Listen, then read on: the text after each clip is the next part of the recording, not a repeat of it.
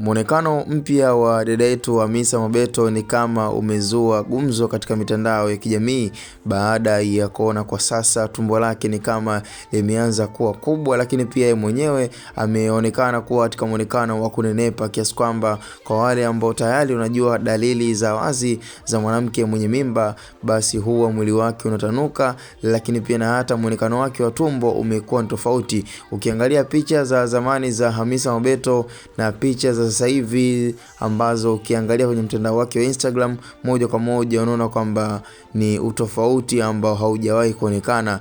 Na naweza nikasema kwamba ndani ya mwaka 2026 basi kumekuwa na mastaa wengi sana ambao tayari kwa sasa wameweza kushika mimba. Hakika unaweza kaundo mwaka wa kipekee sana kuwa na mastaa wengi ambao wameweza kushika mimba, akiwemo Zuchu, Wema Sepetu, Lulu Diva pamoja na dada yetu Hamisa Mobeto ambaye pia naye kwa sasa hali yake imeshaonekana kuwa ni ya kiutofauti kidogo baada ya mwili wake kutanuka, lakini pia hata muonekano wa tumbo. Ukiangalia tumbo la Hamisa Mobeto ambao tumezoea kuliona katika picha zake tofauti za nyuma na za sasa hivi ni vitu viwili tofauti. Hivi moja kwa moja inatoashiria kwamba Hamisa Mobeto kwa sasa na yeye ana dalili za kuwa na mimba kama za wasanii wengine ambao nimeweza kuwataja hapo awali. Cha msingi tukutane kwenye upande wa comment ndani ya Bongo Umbea TV.